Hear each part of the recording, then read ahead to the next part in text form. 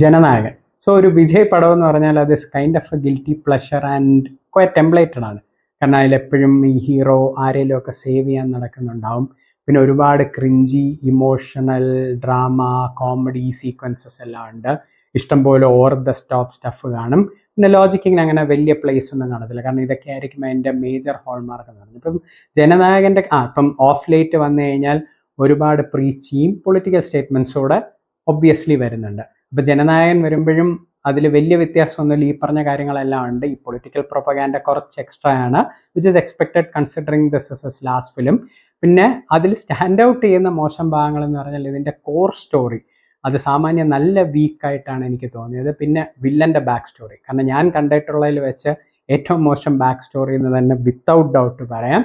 പിന്നെ ഇതൊന്നും അല്ലാതെ ഇഷ്ടം പോലെ വിമൺ എംപവർമെൻറ്റ് ഡയലോഗ്സ് ഉണ്ട്. കാരണം അത് വല്ലാത്ത രീതിയിൽ അത് ഫോഴ്സ്ഡ് ആയിട്ട് തോന്നിയിട്ടുണ്ട്. അത് എടുത്തെടുത്ത് പറയുന്ന ഒരു സുഖമില്ലാത്ത രീതിയിലാക്കിയിട്ടുണ്ട്. പക്ഷേ ഈ പറഞ്ഞ പോലെ വിജയുടെ ഒരു പടം എന്ന് പറഞ്ഞു കഴിഞ്ഞാൽ that is a reason to celebrate and the main reason being കാരണം പുള്ളി carries of that larger than life image. കാരണം നമുക്ക് എപ്പോഴും ഞാൻ കണ്ടിട്ടുള്ളതിൽ വെച്ച് I think he is the biggest super star. I mean beat the fan following or the initial collection. And പുള്ളിയുടെ പടങ്ങൾ ക്ലിക്കാവുന്ന ഈ ഒരു ഫാക്ടറിൻ്റെ കൂട്ടത്തിൽ ഞാൻ പറഞ്ഞ പോലെ ഡാൻസ്, ആക്ഷൻ, പിന്നെ എപ്പോഴും നല്ല സോങ്സ് ഓർ BGM വന്നിട്ടുള്ളത്. കാരണം ഈ സിനിമയിൽ ഇതെല്ലാം നല്ല പോലെ വന്നിട്ടുണ്ട്. മെയിൻലി ഏറ്റവും അധികം ആ സൂപ്പർ സ്റ്റാർഡവും ഇതും എൻജോയ് ചെയ്യുന്ന അല്ലെ സെലിബ്രേറ്റ് ചെയ്യുന്നതെന്ന് എനിക്ക് തോന്നിയത് the portions leading up to the interval block and the areas just after the interval block. കാരണം അത് നല്ല രീതിയിലാണ് അത് വന്നിരിക്കുന്നത്. അപ്പം നമുക്ക് ഈ ഒരു പടത്തിൽ നിന്ന് നമ്മൾ എക്സ്പെക്ട് ചെയ്യുന്ന ആ ഒരു തിയേറ്ററിക്കൽ ഹൈ ഉണ്ടല്ലോ, അത് ഏറ്റവും അധികം കിട്ടുന്നതാണ്. പിന്നെ ഇപ്പം ഇതിൻ്റെയൊക്കെ ഇമ്പാക്റ്റ് എന്ന് പറഞ്ഞു കഴിഞ്ഞാൽ I mean he has turn from a real life hero into a real life hero.